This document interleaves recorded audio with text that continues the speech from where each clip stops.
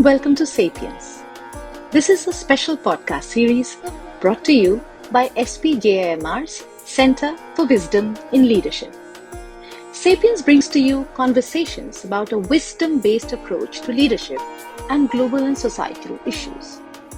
In our first episode, Professor and Executive Director of the Center, Dr. Surya Tahora, is in conversation with Leadership Development Advisor Dr. Elizabeth King, an author and a scholar who focuses on the role of mindfulness in the workplace. Over to Dr. Surya Tahora. Good afternoon, Elizabeth. It's really a pleasure to have you and have this conversation with you around wisdom and leadership. And so I was thinking, in order for the audience to get to know you better, could you introduce yourself? On the presentation of the podcast, you will have this external, what I call this external thing, what you have done in terms of academia, and then you shifted to this consulting organization for which you work. But I was curious about what happened inside you which led you to do this shift, and what was your relationship, your personal relationship with mindfulness or wisdom traditions? Was it just curiosity, or was it something which is maybe deeper? So could you tell us a little bit more about that, Elizabeth? Yeah. Yes. Thank you. It's actually delightful to be here. I'm really thrilled to share my journey with you, because it's been a lifelong journey for me. Mindfulness and wisdom has been my entire career focus, really. I started my career as a scientist in a genetic engineering lab, and I was 24 and shortly left to do an MBA because I was so passionate about the impact science could make on the world. And after my MBA, I had the wonderful opportunity to spend 12 years in the healthcare industry in various senior management positions, Australia and internationally. And my specialty was neurology, and then my passion was drugs for the mind. So as I launched drugs for Parkinson's disease and epilepsy and many other drugs of the diseases or disorders of the mind, I became acutely aware of the way these powerful life-saving drugs have side effects that cause all sorts of other problems. At the same time, I was working in the pharmaceutical industry, which was merging. So I would see what would happen to the people that worked for me when there was a big merger and a big change or a big sale. Their lives would go into chaos. And my role as their leader was to help them continue to perform despite the uncertainty, which is often very deeply personal. Right. So within that in mind, I went to Harvard to study mind-body medicine with two questions. One question was, is there another way to support our health? Because while drugs are great, they have side effects. Also, is there another way to support the people that worked for me to perform and be well despite uncertainty and stress? And I really did discover what, if it was a drug, it would have been a blockbuster. I discovered mind-body medicine at the Harvard Medical School. Let's change the way we think. Let's change the way we eat. Let's meditate, and let's measure it with a controlled trial. And here we have a blockbuster. The only thing is that it takes time and attention and effort, which is often hard when everything's busy. So I brought these ideas back to Australia. I started my own consulting business to take these to the world for the healthcare applications and for executive performance.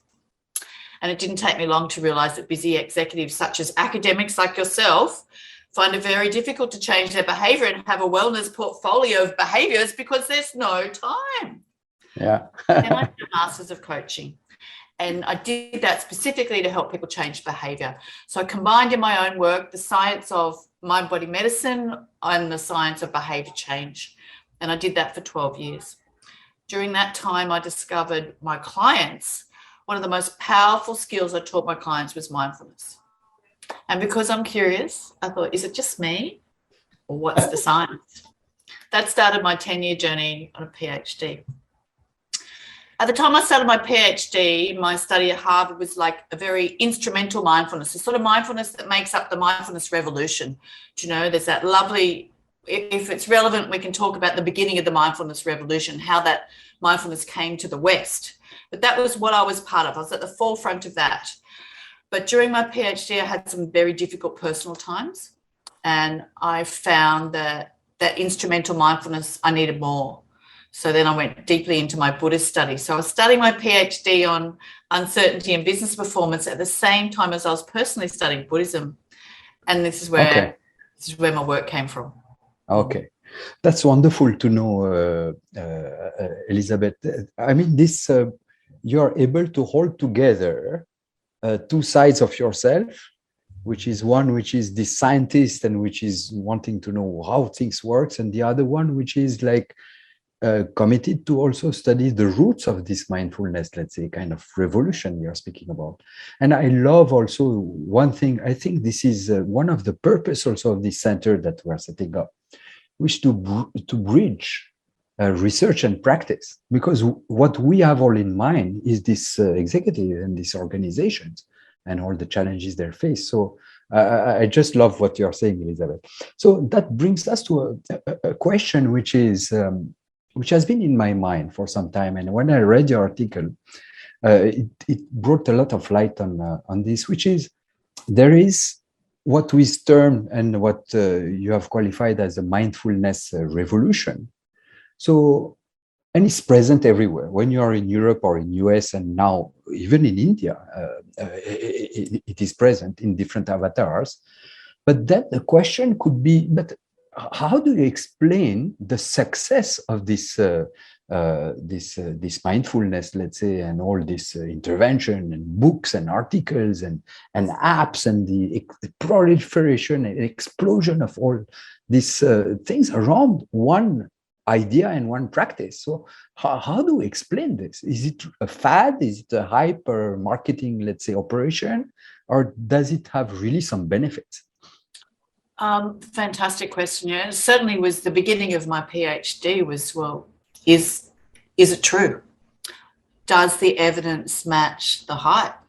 Yeah. And the answer depends, as always, to the answer to scientific questions, it depends. But what's important is that there's a misalignment generally between the claims that are made and the practice. So there is no one mindfulness, like there's no one food. And what is extremely confusing is that there's claims made that don't necessarily match the form of mindfulness that's being discussed. So what we find is that the mindfulness that's extracted from its wisdom tradition is often attached to the claims of the mindfulness that's associated with the wisdom tradition. So this is incredibly important. So I found my way through this muddy path by a wonderful man called David Brazia, who I met in San Francisco at a conference on mindfulness and compassion. And he said it's two questions and it just resolves everything, all the confusion in the literature and all the hype. And it's mindfulness, two questions, mindfulness of what and mindfulness for what. And if we get very clear on what we're talking about with regards to those two questions, then the evidence can match the hype. We can unpack that into detail if you'd like to. Okay. So, so we'll come back, I think, to that point, which is extremely powerful questions. What are the critiques? I mean, one thing is that it's just a marketing operation and you are taking out the mindfulness from its roots, which are like much more deep, much deeper than what is available. But there are other critics of mindfulness. But which one do you think are pertinent? I mean, regardless of the question you ask, what are the questions which are pertinent, what we need to address and to unpack and to resolve? I think it's just simply important to match the claim with the form. So what we find is that if there's an overemphasis of instrumental mindfulness, so if we say mindfulness is for the individual with the purpose of performance and wellness, then one critique, which is relevant, is that that's fine for performance and wellness, focusing on our breath, doing body scans, the 4 foundations of mindfulness as as applied to an individual, that all works for performance and wellness. But don't claim that it makes compassionate leaders, and don't claim that it develops organizations towards ESG objectives. Don't claim that. Now, the other problem with the individual mindfulness critique, which is incredibly important, is it can easily get, if it's not mindfulness for a particular substantial purpose, then the argument is that you could be making a sniper more effective. So all we're doing is we're creating. Sorry to interrupt. No, please go. You can make somebody who is making a massive amount of money in financial market without only preoccupation, his self-gain, and make him extremely efficient in his trading, right? This is it. Yeah. Now, then we're still within that sort of mindfulness, the sort of mindfulness of the mindfulness revolution. There's other critiques which are powerful, and it's that often people are just talking about attention. And are we really understanding that mindfulness is not just about focused attention? Mindfulness is also about a broad awareness, and it's about an acceptance of the situation as it is now. So these sort of three aspects of mindfulness can sometimes be sort of overlooked in that often we're just talking about attention. So there's the attention revolution that many business schools talk about. Attention is now touted as the most important asset an organization has. But mindfulness is not just focused attention. Okay. So this can bring us to this following question, which is, it seems that there is a distinction to be made between what you have turned in your papers as what is something which is a surface mindfulness and individual and instrumentalized and with no real purpose behind or substance behind, and something which is much deeper side of mindfulness. So how did you come to navigate through this, let's say, two forms, and how have you, let's say, come up with this framework, a framework which can help us really distinguish all these forms, and then we'll speak about the implication for organization about that. But can we come to first this framework and deep, surface, and off what, and this question that you have raised. So the pathway through the mud is those two questions, the of what and for what. So is it for these instrumental purposes, or is it for more substantial purpose? Now, at an individual level, those substantial purpose in my work is titled wisdom, but we can also call that the form of compassionate leadership that many people are seeking in the world today. So what the critique of this form of individual wisdom or mindfulness is that people who are very focused on purpose in the world can get disappointed and give up trying. So what we want to do is encourage what would traditionally be the Sangha, So wise leaders don't necessarily have the Sangha in the Western world. We need to find ways for wise leaders who are committed to contributing to the world and society to be together to support each other. Okay. So the way through is it individual or collective, and is it instrumental or substantive? So the other side of this, the collective side of it, is, are our organizations being mindful in their processes and policies such that we reduce risk?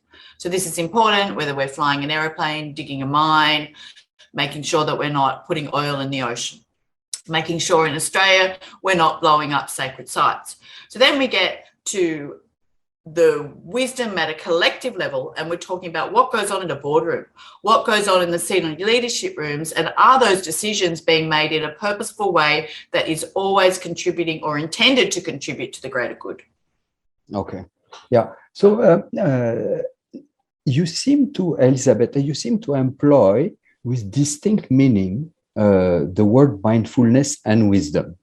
So what is the relationship between these words, these two words, according to you? Is one more encompassing the other, or is it just synonyms? And what are the, let's say, is one an antecedent and the other one something which will follow? or what is the relationship between them, the distinction? Thank you so much for asking that question.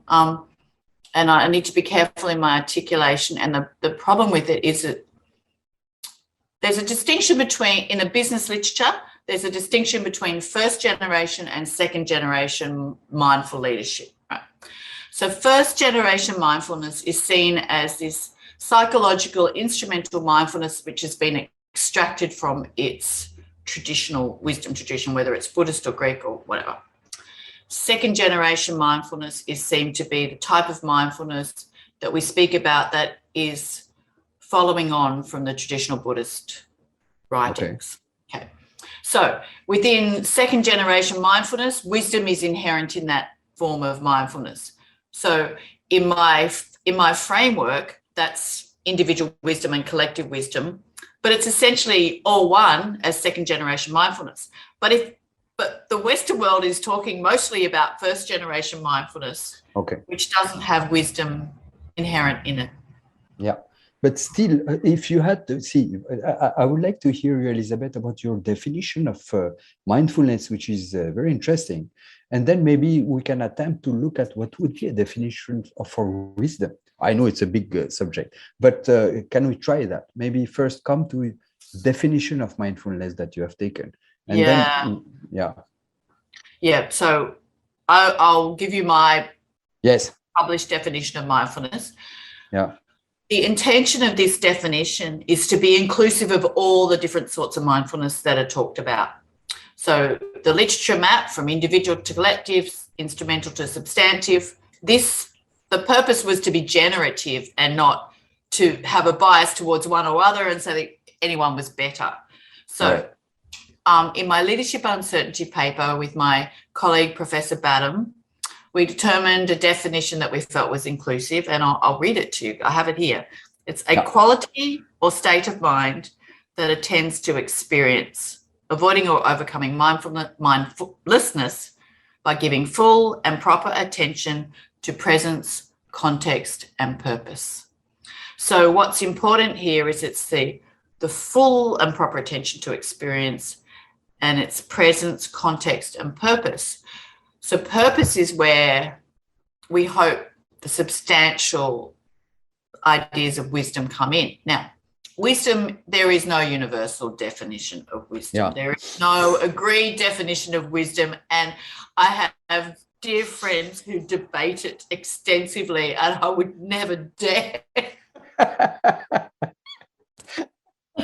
However, in the words of a good friend, if it's not towards the greater good, it's not wisdom. Okay. Yeah.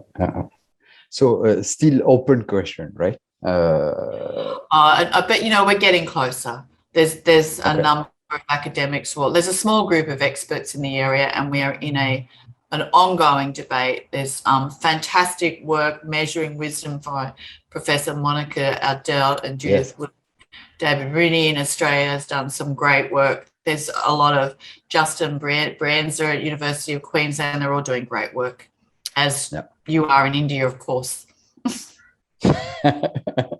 Yeah. So we'll try to bring also our contribution to that and look at it also from maybe like Buddhist, there is also Buddhism was one of the wisdom tradition which emerged in India. And there are so many others which have bringing all of them, their richness, their different new concepts, which maybe are comparable, can be bridged to, let's say, Greek philosophy, for example, but some other which will maybe reshuffle or incite us to relook at our own definition. So it's interesting. Yeah. So let's leave it aside for the moment. I would like to come to one second part, Elizabeth, which is important and which is at the heart of what the work you're doing in your consulting, in this leadership consulting organization you're working for. And can we look now at the practical implication in terms of, first of all, of leadership program design?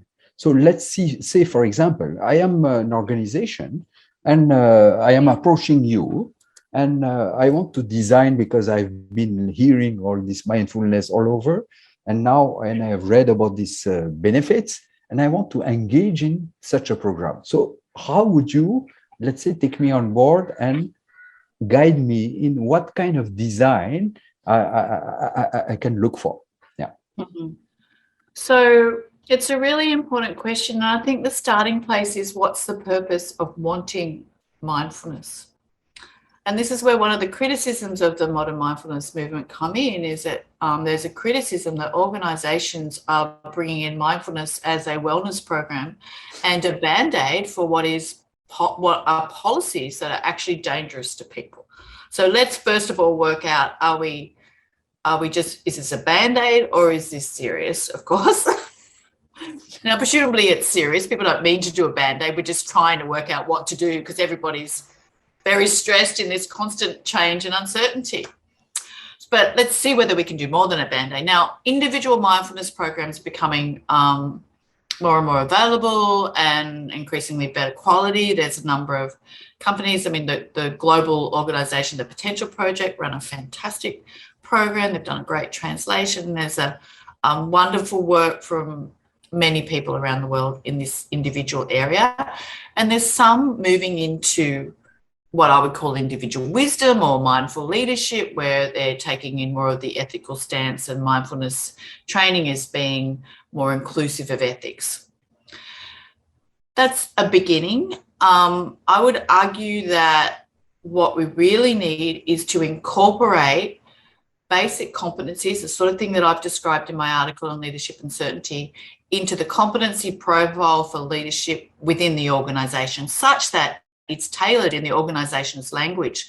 Because one of the problems we have in integrating mindfulness into organisations is the language is, for some, repulsive. Some people, you say mindfulness and there's, a reaction, a physical negative reaction to the word. Okay. And so can we incorporate wisdom and mindfulness into the language of the organisation? And what we need are programs to develop collective mindfulness. They aren't actually in existence. We've got some pilots going on, and I think reflective, effective skills training is required.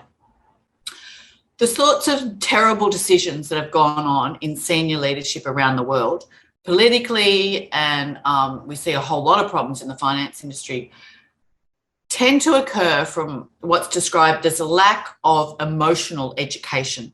There's a lot of intellectual education in the business world, and there's limited emotional education. We need to help our leaders to be more emotionally skilled. Absolutely. So practically, it means, if you are offering this kind of programs and designing them, based on their needs and adjust them as per the culture of their organization. But practically, what is the format it takes? Is it like some intervention which are spread over how long? What are the kind of modules that you have spoken about emotion? What are the and practices that you build first, maybe the foundation of, and then you go to higher level of, let's say, awareness? How does it work practically? See, I am a CEO of an organization, and I want to know how it will work. Okay. Yeah. So what we want to do is we want to teach people the basic skills. So there's a basic.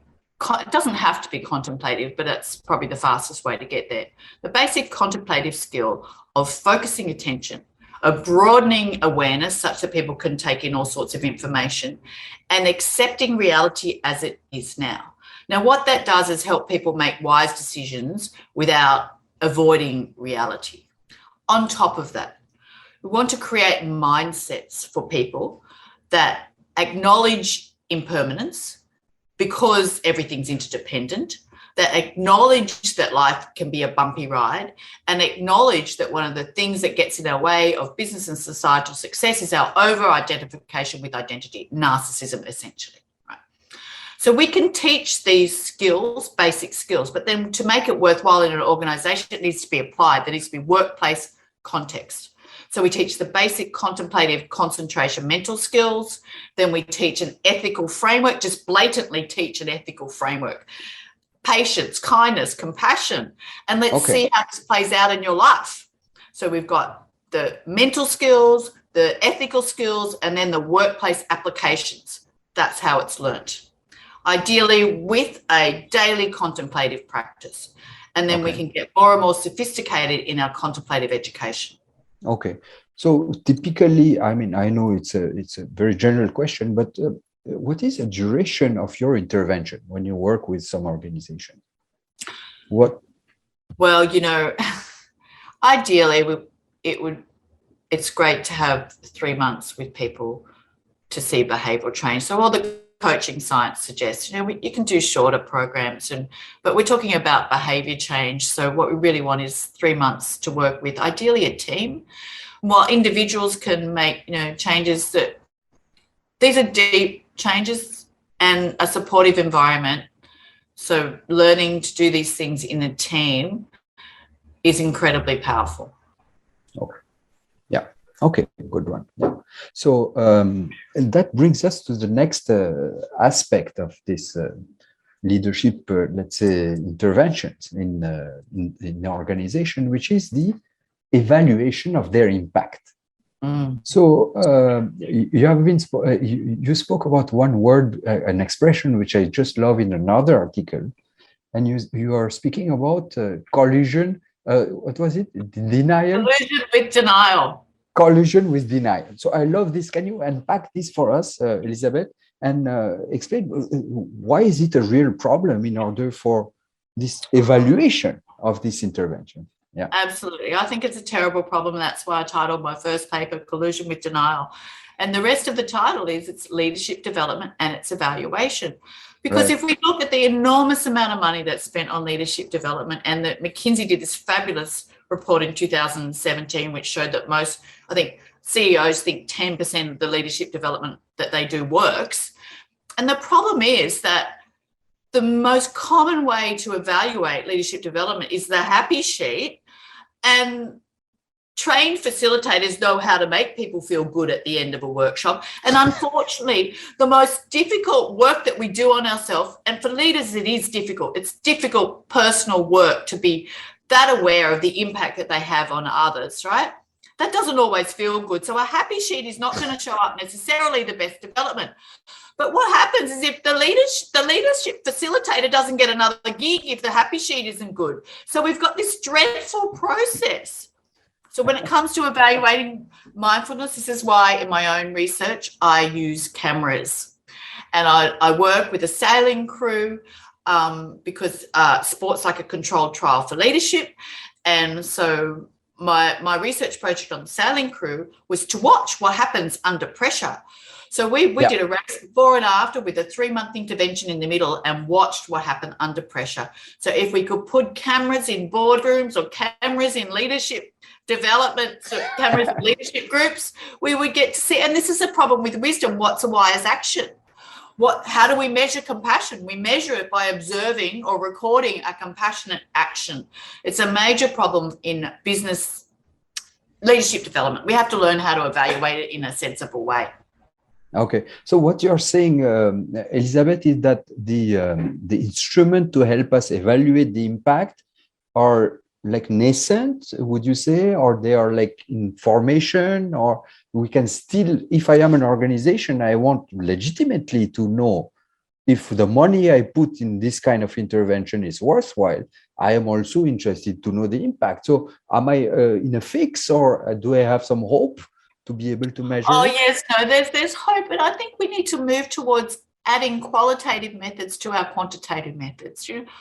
And in that way, the organisation understands actually what they might be missing, because many leadership development programs, if we've got a happy sheet or a short evaluation that's stable, it won't give you the full information. So I went into one company that I work with and did qualitative analysis, interviewed them on what they learnt. Yep. And things are said like, I learnt that the way I walk into the room impacts my team. Now that doesn't come out on a happy sheet, Yeah. I learned that my reflective process at home impacts the way that I think at work. So what we need is interviews with people at timeframes after the leadership development program where they've had time to reflect, where they've had time to see the impact of the behaviour. And in that way, the organisation can see the full impact, because often it's missed. Absolutely. Yeah. So it will be wonderful to continue, Elizabeth, but I'm mindful of time also. And anything else, Elizabeth, you would like to say maybe as a conclusion on this wonderful conversation? I guess I'd like to say that we're in a really special moment in history with regards to bringing wisdom into business. So we have, we're still all working out how to define wisdom, but there's some wisdom scholars that worked out how to measure it, and the definition's getting very close to agreed. And we have methods, and there's amazing contemplative methods available. We now have what we need to translate it into business to get the benefits for our world. It's a very exciting time. Yeah, indeed, very exciting. And I see the passion which is running in you, and it's a shared passion. We also want to do also and contribute in the way we can to this big and really very important moment, I think, in history. Yes, absolutely. I think we've all watched the world the last few years, and we can see the difference between destructive and compassionate leadership. Absolutely. Yeah. So thanks a lot, Elizabeth, for being my guest today, and looking forward to connecting with you soon. Okay. Bye. Thank you so much. Bye-bye. Bye.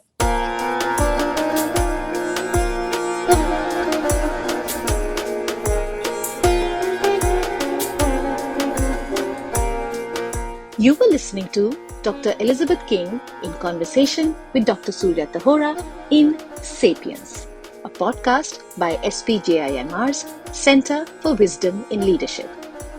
It was produced by Vinita Dwivedi, Pali Shukla, and the communications team.